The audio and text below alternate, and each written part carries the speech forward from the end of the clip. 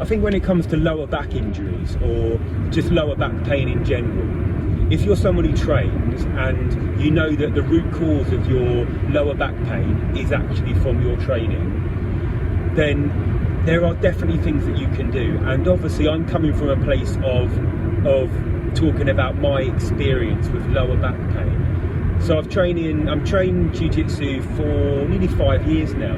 I'm a blue belt, I'm 45, and it's been a struggle actually. I think the first few years in terms of dealing with those little aches and pains is just something you end up trying to get used to.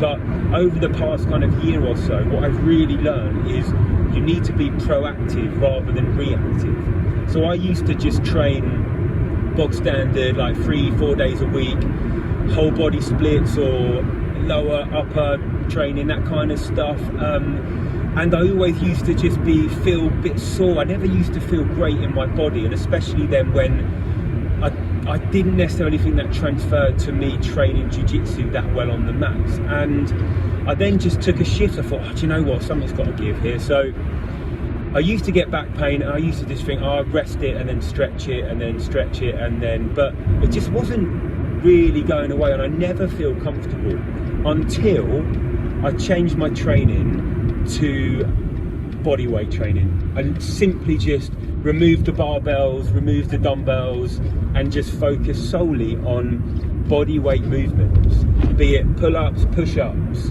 body weight squats, single leg squats, and the number one exercise for lower back prevention, if you like, for me was the back hyperextension. It's just been unbelievable in strengthening my lower back. And even if you don't train jiu-jitsu but you're in your 40s, you're in your 50s, and you can feel things getting a little bit tight around your back, your lower back in particular, I cannot recommend the back hyperextension movement enough.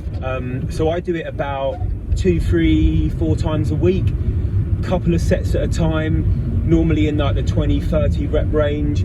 I never really go to failure on it because I just want to get it, I just want to feel a little bit of a pump on my lower back. And I think we forget about that sometimes because we try and get a pump in our biceps, or like we try and do like get a nice pump in our chest muscles, but to get the blood flow around your lower back area from doing a hyperextension has been just superb for me. So if you're someone who struggles, just give it a go.